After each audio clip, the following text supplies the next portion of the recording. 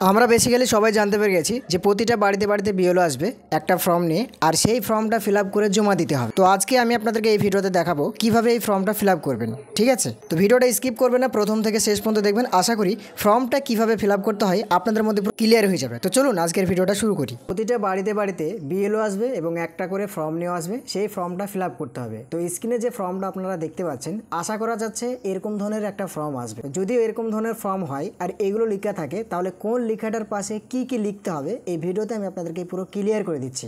তো ভিডিওটা কেটে দেবেন না, প্রথম থেকে শেষ পর্যন্ত দেখবেন। আশা করি প্রতিটা মানুষেরই এই ভিডিওটা উপকার হবে। তো চলুন ভিডিওটা শুরু করে দিই। তো দেখুন বন্ধুরা, প্রথমত আমি আপনাকে দেখাই, এই যে ঘরটা আছে দেখুন, এখানে লেখা আছে electors name, epic address, pre printed. আমি আপনাকে বোঝাচ্ছি। তারপরে ঘরটা দেখুন লেখা আছে serial number, part number and AC, PC name, state, pre printed. তারপরে দেখুন লেখা আছে কিউআর কোড। তারপরে কি লেখা আছে ওল্ড ফটো, প্রি প্রিন্টেড। তারপরে কি লেখা আছে পেস্ট কারেন্ট ফটো। তো এবার আমি আপনাকে বলি এগুলোর ব্যাপারটা কি। দেখুন প্রথমে যেটা লেখা আছে electors name, epic address, pre printed, মানে আপনাকে যখন ফর্মটা দেওয়া হবে আপনার ভোটার কার্ডের নামটা এই জায়গাতে অ্যাটাচ থাকবে এবং আপনার ভোটার কার্ডের যে অ্যাড্রেস, মানে আপনার অ্যাড্রেসটা এখানে অ্যাটাচ থাকবে, মানে একটু মিনি টাইপের অ্যাটাচ থাকবে। ঠিক আছে, তারপরে ঘরটায় থাকবে সিরিয়াল নাম্বার, মানে আপনার ভোটার কার্ডের যে সিরিয়াল নাম্বার, এবং আপনি দেখতে পাবেন এই জায়গাতে আপনার পার্ট নাম্বার এবং স্টেটটা, মানে ওয়েস্ট বেঙ্গল হলে ওয়েস্ট বেঙ্গল এখানে দেখাবে। এবার আপনি এই জায়গাটা দেখতে পাবেন কিউআর কোড। ঠিক আছে, মানে ওদের বাই ডিফল্ট একটা কিউআর কোড দেওয়া থাকবে। তারপরে আপনি যেটা দেখতে পাবেন, আমি আপনাকে বলি, এই জায়গাতে যেটা দেখতে পাবেন ওল্ড ফটো, প্রি প্রিন্টেড, মানে আপনার ভোটার কার্ডে যে ফটোটা দেওয়া আছে, মানে বর্তমানে যে ফটোটা অ্যাটাচ করা আছে আপনার ভোটার কার্ডে, সেই ফটোটা এখানে পেস্ট করা থাকবে। আর এই জায়গাতে যেটা আপনাকে পেস্ট করতে হবে সেটা হচ্ছে পেস্ট কারেন্ট ফটো, মানে আপনাকে একটা তুলে রিসেন্ট একটা ফটো তুলে এখানে পেস্ট করতে হবে। বুঝতে পেরেছেন? এবার আমি আপনাকে বলি নিচে যে লেখাগুলো আছে, এই লেখাগুলোর পাশে যে খালি ঘরগুলো আছে এগুলোকে কি লিখতে হবে। চলুন প্রথমত বলি, যিনি ফর্মটা ফিল আপ করছে প্রথমত তার ডেট অফ বার্থ, মানে তার বয়সটা এখানে লিখতে হবে। এখন এই জায়গায় লেখা আছে ডেট অফ বার্থ, পাশে একটা ঘর দেওয়া আছে, এই ঘরটাই তার বয়সটা, ডেট অফ বার্থটা প্রথমত ডেট লিখবে, তারপরে মাস লিখবে, তারপরে বছরটা লিখবে। ঠিক আছে, এইখানে লিখতে হবে। তারপরে দেখুন এইখানে যেটা লিখে আছে আধার নাম্বার, ওরা বলেই দিয়েছে যে অপশনাল, এটা দিলেও চলবে না দিলেও চলবে। তো বেসিক্যালি আপনি এটা দিবেন, যদিও অপশনাল বলে, তারপরেও আপনি আধার কার্ড নাম্বারটা এখানে পুট করে দেবেন। বুঝতে পেরেছেন? তারপরে দেখুন এই জায়গায় লেখা আছে মোবাইল নাম্বার, আপনার ফোন নাম্বারটা এই ঘরটায় পুট করে দেবেন। তারপরে দেখুন এই জায়গায় লেখা আছে ফাদার অথবা গার্জেন নেম, মানে আপনার বাপের নামটা এই জায়গাতে দিয়ে দেবেন। ঠিক আছে, তারপরে দেখুন father and guardian epic number, এই যেটা বলছে, মানে আপনি যে আপনার বাবার ভোটার কার্ডের নাম্বারটা এইখানে লিখলেন আর পরের ঘরটায় ওনার ভোটার কার্ডের নাম্বারটা দেবেন। এই যে এই জায়গায় যেটা লেখা আছে দেখুন ফাদার্স অ্যান্ড গার্জেন নেম বলে, এই ঘরের সোজাসুজি এই জায়গাতে আপনি লিখে দেবেন ওনার ভোটার কার্ডের নাম্বারটা। এবার আপনি এই জায়গাটায় লক্ষ্য রাখুন, দেখুন লেখা আছে মাদার্স নেম, মানে আপনার মায়ের নামটা এখানে ওরা লিখতে বলছে, এখানে লিখে দেবেন। তারপরে দেখুন যেটা লেখা আছে নিচেকার ঘরটায় যে মাদার্স এপিক নাম্বার, মানে আপনার মায়ের ভোটার কার্ডের নাম্বারটা এই জায়গাতে আপনি লিখে দেবেন। তারপর আপনি ভালোভাবে বুঝবেন। এবার আমি আপনাকে বলি, যদি আপনি বিবাহিত হয়ে থাকেন আর যদি আপনি পুরুষ হয়ে থাকেন, তাহলে আপনার ওয়াইফের নামটা এই জায়গাটাতে লিখে দেবেন। ঠিক আছে, কোথায় লিখবেন আমি আপনাকে একটু ভালো করে ক্লিয়ারভাবে বুঝিয়ে দিই। এই যে এখানে দেখুন লেখা আছে স্পাউস নেম বলে লেখা আছে, এর পাশের ঘরটাই আপনি লিখে দেবেন আপনার ওয়াইফের নামটা, যদি আপনি পুরুষ হয়ে থাকেন, যদি আপনি পুরুষ হয়ে ফর্মটা ফিল আপ করেন। বুঝতে পেরেছেন? আর যদি আপনি মহিলা হয়ে থাকেন তাহলে আপনার স্বামীর নামটা এই জায়গাতে পুট করবেন। বুঝতে পেরেছেন ব্যাপারটা?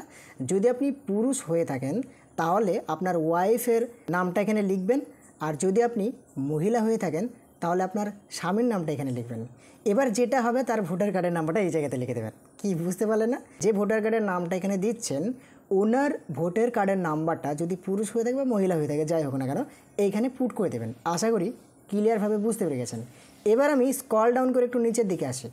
এবার আপনাকে ফাইনাল যেটা ফিল আপ করতে হবে, যেটা সব থেকে গুরুত্বপূর্ণ বলা হচ্ছে, কোনটা আমি আপনাকে দেখাচ্ছি। এই যে এই জায়গাটা আপনি ভালোভাবে লক্ষ্য রাখুন, দেখুন এখানে একটা ঘর আছে, এখানে একটা ঘর আছে, আর মিডিল দিয়ে একটা সরু দাগ দেওয়া আছে কি নেই আমি ভালোভাবে বোঝাই। এই যে এইখানে আপনি ভালোভাবে লক্ষ্য রাখুন, দেখুন এই জায়গাতে লেখা আছে details of the elector in the electoral roll of the last SIR, মানে এখানে আপনাকে বোঝানো যাচ্ছে যদি আপনার 2002 সালের ভোটার লিস্টে নাম থাকে তাহলে আপনি এই দিকের এই ঘরগুলোকে ফিল আপ করবেন। বোঝা গেল ব্যাপারটা? কি বুঝতে পারলেন না? যদি আপনি যে ফর্মটা আপনি ফিল আপ করছেন, আপনার যদি 2002 সালের ভোটার লিস্টে নাম থাকে তাহলে আপনি এই দিকের এই ঘরগুলোকে ফিল আপ করবেন। আর যদি আপনার 2002 সালের ভোটার লিস্টে নাম না থাকে, আপনার বাবার অথবা মায়ের থাকে, তাহলে আপনি এই দিকের ঘরটা ফিল আপ করবেন। কি বুঝতে পেরেছেন ক্লিয়ার হবে আশা করি। তারপরেও আরেকবার ক্লিয়ার করি, যদি আপনার 2002 সালের ভোটার লিস্টে নাম থাকে তাহলে আপনি এই ঘরগুলোকে ফিল আপ করবেন, আর যদি আপনার 2002 সালের ভোটার লিস্টে নাম না থাকে তাহলে এই ঘরগুলোকে ফিল আপ করবেন। বুঝতে পেরেছেন। এবার 2002 সালের ভোটার লিস্টের নাম কার থাকবে? আপনার বাবা অথবা মায়ের থাকবে। যদি আপনার বয়স হয় 20 বছর, 22 বছর, 23 বছর, তাহলে তো আপনার 2002 সালের ভোটার লিস্টের নাম থাকবে না, নিশ্চয়ই আপনার বাবা মার থাকবে। কেননা 2002 সালের ভোটার লিস্টে যদি আপনার 18 বছর বয়সই না হয় তাহলে ভোট কী করে হবে, তাই না? তো সেটা তো তাদেরকে বুঝতে হবে, ফর্মও লাগে, তাই না? তো সেই ক্ষেত্রে আপনি এইটাকে ফিল আপ করবেন। তো কীভাবে আমি আপনাকে বলি। তো প্রথমত বলি, যদি আপনার 2002 সালে ভোটার লিস্টে নাম থাকে তাহলে সেই ভোটার লিস্টে কী নাম ছিল, কী ভোটার কার্ডের নাম্বার ছিল, রিলেটিভের কী নাম ছিল, রিলেশনশিপ কী ছিল আপনার সঙ্গে তার, এবং ডিস্ট্রিক্ট কী, স্টেট কী, এসি নেম কী, এসি নাম্বার কী, পার্ট নম্বর কী, সিরিয়াল নাম্বার কী। আমি আপনাকে এবার বলে দিই কোথায় কীভাবে লিখতে হবে। এই যে ইলেকট্রল নেম 2002 সালের যে নামটা আছে দেওয়া, সেই নামটা এখানে পুট করে দেবেন। সেটা ভুলই হোক বা ঠিকই হোক, যাই হোক না কেন, সেটা আপনি দেখে দেখে এই ঘরটাতে পুট করবেন। তারপরে দেখুন ওই ভোটার কার্ডের যে নাম্বারটা আছে, মানে এপিক নাম্বার যেটা, সেই নাম্বারটা এখানে আপনি পুট করবেন। তৃতীয় ঘরটায় দেখুন যে রিলেটিভটা আছে ভোটার কার্ডের, মানে বাবা অথবা স্বামী যেটাই থাকুক না কেন, এটা আপনি এখানে পুট করবেন। এবং তার সাথে আপনার কি সম্পর্ক সেটা এখানে লিখে দেবেন, এবং সেটা কোন ডিস্ট্রিক্ট সেটা আপনি এখানে লিখে দেবেন। নদিয়া নাকি মুর্শিদাবাদ, যে বিভিন্ন রকম জেলা আছে, আপনি এখানে জেলার নামটা লিখে দেবেন, ঠিক আছে, এই ডিস্ট্রিক্টের জায়গায়। তারপর দেখুন স্টেট অবশ্যই ওয়েস্ট বেঙ্গল, আপনি এখানে লিখে দেবেন ওয়েস্ট বেঙ্গল। তারপরে এসি নেম, দেখুন এসি নাম মানে অ্যাসেম্বলি কনস্টিটুয়েন্সি, এসি নাম মানে অ্যাসেম্বলি কনস্টিটুয়েন্সি। তো আপনার অ্যাসেম্বলি কনস্টিটুয়েন্সি যেটা ছিল 2002 সালে, সেই নামটা এখানে লিখে দেবেন, ঠিক আছে। এবার আমি আপনাকে বলি এসি নাম্বারটা কি। আপনি 2002 সালের ভোটার লিস্টটা উপরের দিকে আপনি লক্ষ্য রাখলে দেখতে পাবেন যে বিধানসভা বলে লেখা আছে, তার পাশে যে নাম্বারটা দেওয়া আছে ওটাই হচ্ছে এসি নাম্বার। সেই নাম্বারটা আপনি এই জায়গায় পুট করে দেবেন, 2002 সালের কিন্তু, ঠিক আছে। তারপরে যে পার্ট নাম্বার বলে যেটা দেওয়া আছে, আপনি 2002 সালের ভোটার লিস্টের ডান দিকে কোনার দিকে লক্ষ্য রাখলে দেখতে পাবেন অংশ নাম্বার বলে লেখা আছে, সেই অংশ নাম্বারটাই হচ্ছে পার্ট নাম্বার। তো এই পার্ট নাম্বারের এই নিচেকার ঘরটায় ওই অংশ নাম্বারটা বসিয়ে দেবেন। এবার যেটা দেখাচ্ছে দেখুন সিরিয়াল নাম্বার মানে আপনার 2002 সালের ভোটার লিস্টে কত নাম্বার সিরিয়ালে আপনার নামটা আছে, 1 নম্বর নাকি 2 নম্বর নাকি 3 নম্বর নাকি 4 নম্বরে আছে নাকি 5 নম্বরে আছে, যেটাই থাকুক না কেন সেই নাম্বারটা, মানে ওটাকে সিরিয়াল নাম্বার বলা হয়, সেই নাম্বারটা আপনি এই ঘরটায় পুট করে দেবেন, তাহলে আপনার হয়ে গেল।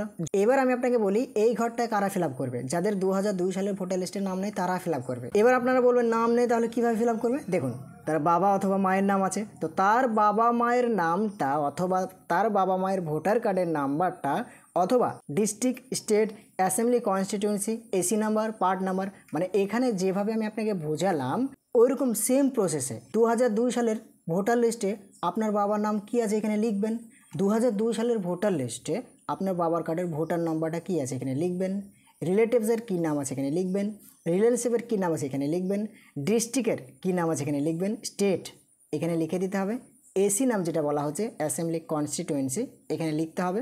এসি নাম্বার যেটা আমি আপনাকে বলে দিলাম 2002 সালের ভোটার লিস্টের উপরের দিকে বাঁ দিকে দেখতে পাবেন, পার্ট নাম্বারটাও আপনি দেখতে পারবেন, অংশ নাম্বার যেটা বলা হচ্ছে, এবং সিরিয়াল নাম্বার যেটা বুঝতে পেরে গেলেন যে কত নম্বর সিরিয়ালে আপনার নামটা আছে। এইগুলো ভালোভাবে আপনাকে সুন্দরভাবে ফিল আপ করতে হবে অথবা লিখতে হবে। লিখার পরে এই যে এইখানে যিনি ফর্মটা ফিল আপ করছে ওনার সিগনেচারটা এখানে হবে। যদি উনি সিগনেচার না করতে পারে একটা থাম্ব ইমপ্রেশন দিয়ে দেবে, ঠিক আছে, হাতের আঙুলের ছাপ দিয়ে সুন্দরভাবে এখানে টিপ দিয়ে দেবে, টিপস হয়ে যেটাকে বলা হয়, তাহলে কিন্তু আপনার ফর্মের পুরো কাজ কমপ্লিট হয়ে যাবে। তো এইভাবেই কিন্তু আপনি ফর্মটা ফিল আপ করতে পারবেন এবং জমা করতে পারবেন। তো আশা করি আপনারা ক্লিয়ারভাবে অনেক সুন্দরভাবে বুঝতে পেরে গেছেন যে কীভাবে এসআইআর ফর্মটা ফিল আপ করতে হয়।